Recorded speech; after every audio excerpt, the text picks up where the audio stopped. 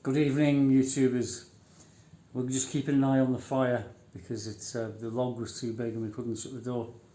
Good evening, Mr. Bond.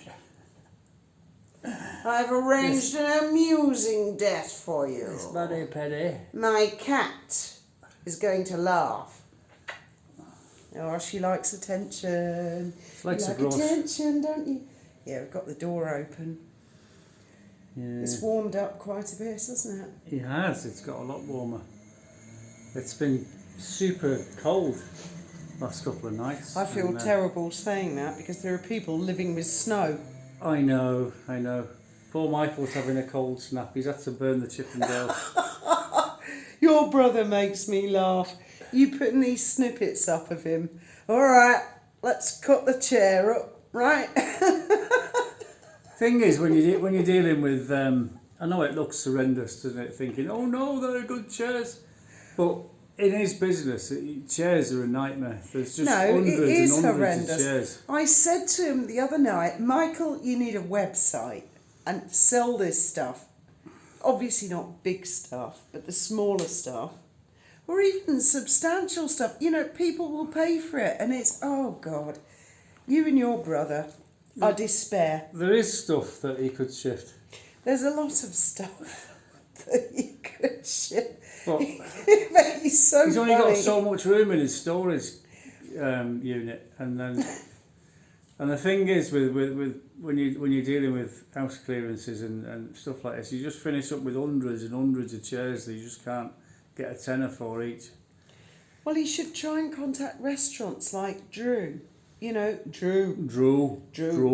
I've got my van and I'm going to drive the length and breadth of the United Kingdom, and I might make a tenner profit. And when he gets back, Rebecca always goes, "Oh, that's lovely. Lovely, Drew. That's lovely. Well done, Drew. You bought some chairs.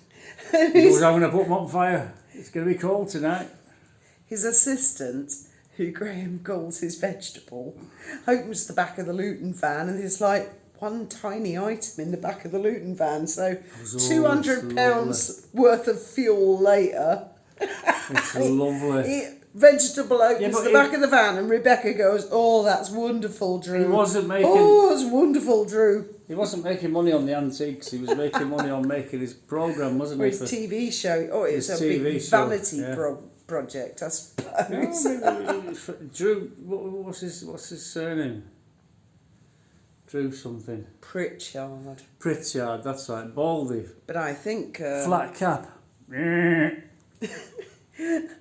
He's divorced... what was it? Apparently his wife ran off with cabbage. No, It's true. No, really. That's what I heard. Rebecca went round... She ran off with cabbage. That is so derogatory, you call him Cabbage is like that. I love him. I love the driver. I thought he was the most entertaining part. I would never be so demeaning as to call him Cabbage. I think that's extremely rude. And I like Rebecca. I mean, it Drew, like, full of arrogance. All right, I know what I'm fucking doing here. I'm fucking king here. I'm the fucking king. No, I'm sure he's a very nice chap. And the thing is, when you've been dealing in antiques for years and years and years, your house is full of rubbish. Full of shite, like my brother-in-law. But I do love baby brother-in-law. I love him. He's a good lad. He means well. He's so funny. And our kids both they love him, actually. He's their unusual uncle, isn't he?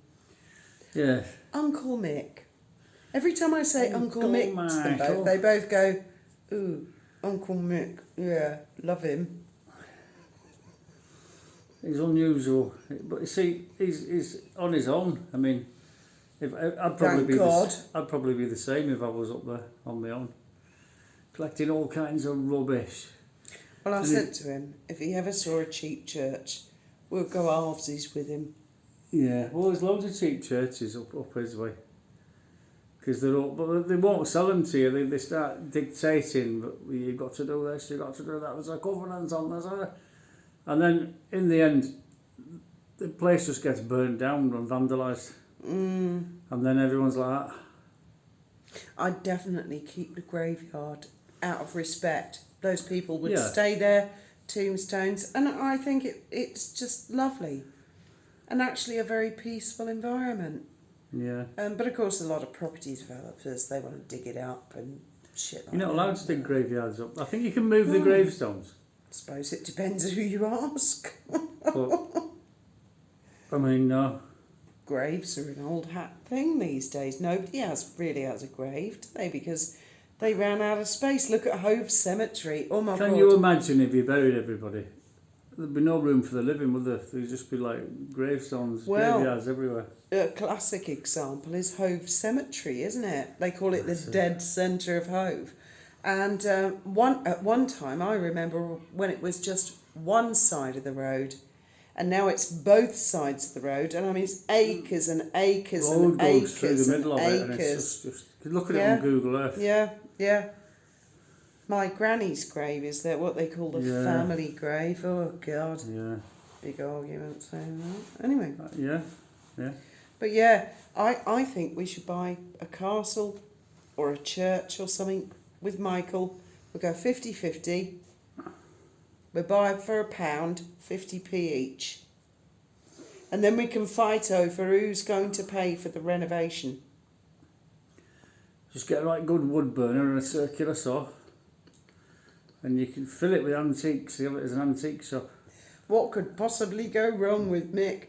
That Mick used to come down and I'd say, oh my God, has he brought some of his shite? Because he would.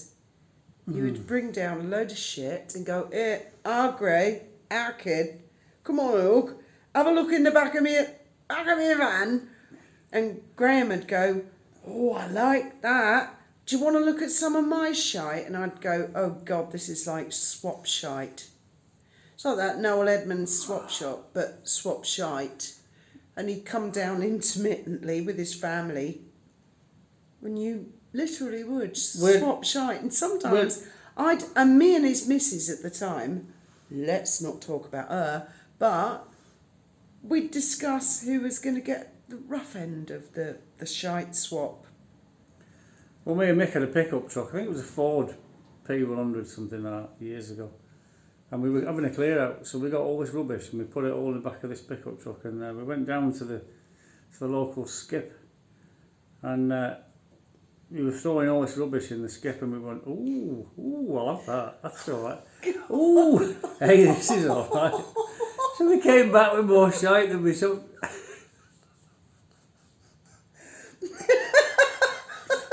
I can't imagine. One of Mick's claims to fame, there was a pub called the Whitworth Arms, and it's gone now. I don't think it's a pub anymore. And they're all tipping out the Whitworth Arms, staggering home. I mean, proper staggering, because they were just like proper pissed as farts. And his mates had to prop him up.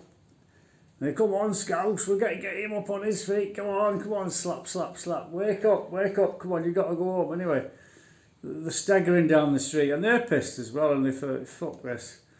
He's too heavy. He's not snapping out of it. So they just dumped him in the skip. There was a skip just there, so they just put him in the skip. And there's always a mattress in the skip, in it, so you can make yourself comfy. And they all fucked off. They all just staggered off. So 6 o'clock in the morning, he's got all dew and frost on his face and everything. And he goes, wakes up. Where am I?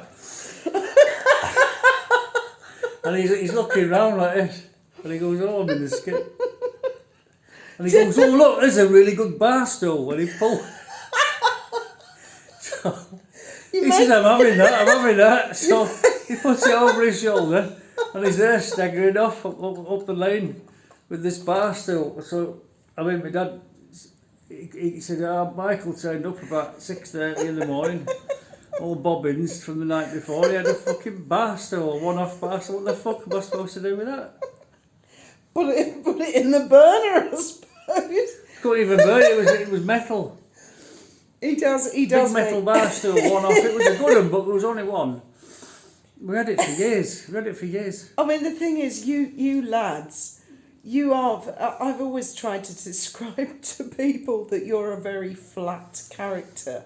And when I say flat, I mean like basic, but basic not as in stupid, just like common sense, fuck off. This is how life is. And I've never come across a family like yours, and Michael is flatter than you. He's like, well, I'll do, that'll do. Yeah. Well, his And garden, he got a shed, and he was putting his stuff in. He was storing all his extra chairs in the shed, and when he looked at the garden, he thought, I could have another shed there. And before you know where you are, his garden's just sheds, circular saws. So I suppose he's emptying the sheds and reducing. He 8 sheds, Michael, isn't he? Remember 2 sheds. Two sheds, Jackson, wasn't it? And when we 2 were Jags. when we were all younger, Michael was actually the one that was big into sport. He was the environmentalist. He was the leading the charge of, I'm going to be a cyclist and sports shorts. He still goes cycling. And yeah, he does. He's got an electric scooter and some slave who pushes him or something, according No, it's to an our electric kids. mountain bike, and they go off. But no, Go for miles. he was into jogging and like trendy stuff and everything. He was like really a poser. Out of the two of you, you were the flat one, and now he's become more flat than what you are. Than what I was. Well, I don't know. Well, he has. He's Might have a chip butty in a bit. I fancy a chip butty. yeah, all right. I've got chips. Only enough for chip butty. No, not need a I've lot. got bread and butter. Got I can do anything you like. got Your the wish ninja. is my command. The ninja. Your wish is my command. Oh yeah. Something like that. Yeah, it's like, oh, here we go. Oh, just do a quick impersonation of Graham. Fiona! Fiona! Can you come from the other side of the house to pass me the remote control? Oh, thank you, Fiona. She's lying. She's exaggerating. No, I'm fucking not. I mean, I'll do anything you want. Anything. Your wish is my command. Don't commit yourself, because I might actually do some weird things. Graham, just don't. Right, man. Well, there's your mate, Raymond Redford. Oh, Reddington. James Spader. Oh, I love him. This is Stargate, isn't Raymond it? Reddington. Raymond or Reddington. Raymond Reddington. I'd never recognised him if she hadn't said that's him. I got, really? I love Raymond Reddington. He just knows how to kill nutters. This Browning high power. Oh, and he does it in such a sadistic way. I love him. Yes. Anyway, onward and upwards with our unusual life. I've got my friend coming. Oh, He's yes. coming over. Richard. He was my flying instructor back in '96. He was also a police officer. He was a traffic cop as well before that. Yeah, but he went on to be an airline pilot, and I'm hoping to. He's over for a couple of nights to see me, and I'm hoping to get an interview with him for the YouTube. So that'll be good if he says yes. He's a very serious chap, you know. Oh no, he's not. He's lovely. He's great. Richard is I lovely. love him to bits. Don't get me wrong, but he's very well. Airline pilot. He's got to be serious sort of guy, hasn't he? He can't be a sort of idiot, can he? And we've known a few idiots that were airline pilots, haven't we? Oh, scary. Uh-oh. No, you'd be surprised. Anyway, yes. Yeah, and he spent many years before he retired as a simulator examiner, because you know pilots today. Well, that was your idea. That was your idea. Yeah, but because because nobody passes the test in the aeroplane. You know, it's not like you put L plates on the plane and go for a fly with an examiner. It doesn't work like that in the airlines. You pass your test in the simulator, and you're sitting on the ground. It's like a big computer game, but they cost millions. These things. it's like an egg. It's a proper cockpit. When Faith was at EasyJet, she was taken and they were shown that they're on like cherry picker kind of winches, and it's an egg. Well, Richard failed his medical, and he actually phoned you up and he went, "Oh my God, I failed my medical. My career's over." And Graham said to him, this was about 10 years ago, you said, "Well, why don't you train to become a simulator examiner?" And he went, "Do you know what? I think I bloody well can." And that's what he did. And he did another 10 years on that, and he's done really well. So when it comes to training, and because you not only pass your test in the simulator, you've got to go back every so many months and retrain, and you've got to pass again. Every and pass 6 months. We'll ask Richard when he comes over. So he's the examiner, and they've got to throw all kinds of problems. I mean, any problem you can think of, any sort of fault and failure, they throw it at the pilots in the simulator. Sully, Hudson to Bay. see who's going to crash and die and who's going to survive.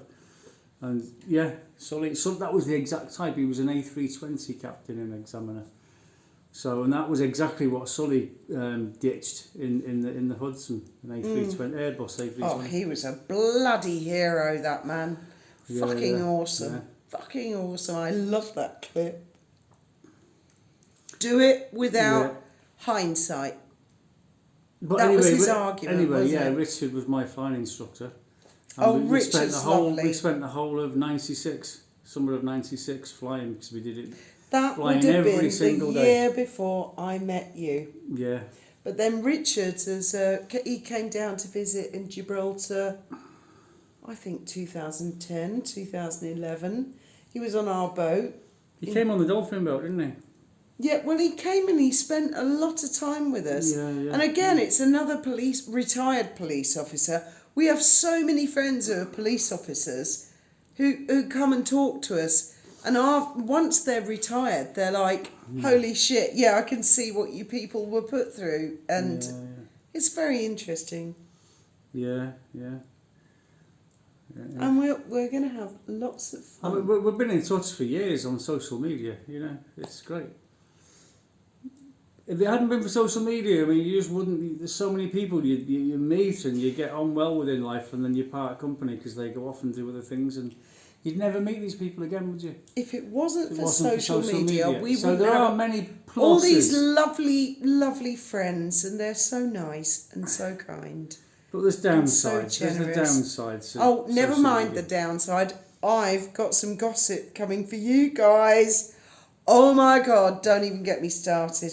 But I'm not saying a word yet. This is Need to Know, and I will fill you guys in on every detail in about a week. Sounds good. Good night, and may your God go with you.